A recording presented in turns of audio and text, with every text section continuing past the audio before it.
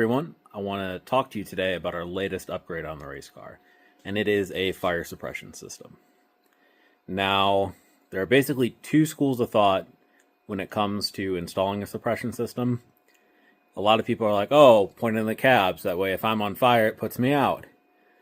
And the other one, and this is the one that we chose, is point the nozzles at the ignition source of the fire. We chose that because, one, it'll give us more time to get out of the car. It'll also hopefully save some of the car if it ever does catch on fire, which I hope it doesn't.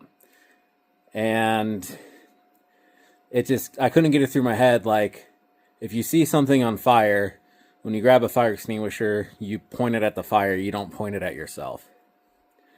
So that's why we ran it the way that we did.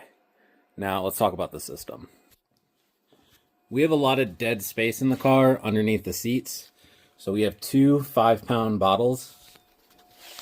You can see them there.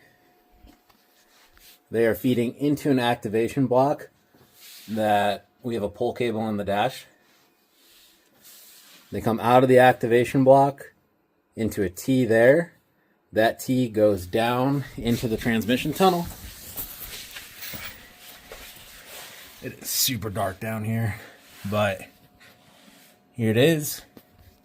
And that nozzle is pointing right where the transmission lines and dipstick go into the pan, where the exhaust runs next to. So we figured that would be a pretty good ignition point. After that T, it goes through the dash into the engine bay up to this T here. Now, we have it out because we have to weld the tabs for the nozzle. We're going to have one nozzle come through effectively like this. It's going to be underneath the cage there, pointing towards the whole front of the engine bay. And then the second nozzle coming out of that T is just going to be this real short one. And that's going to point, down that way, kind of where the fuel pressure regulator is. But that's also where the fuel lines come up into the engine bay and where the transmission lines come up through the engine bay. So we hope we covered most of the bases there. And hopefully this is just a big waste of time and we're never going to need this. It's been about a day or so since I recorded the first part of this video.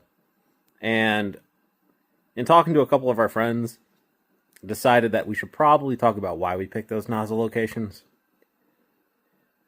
We have seen a couple vehicle fires, and they have been the result of power steering fluid and mostly transmission fluid hitting the exhaust. So that's why we were really trying to aim for where the exhaust is on the car.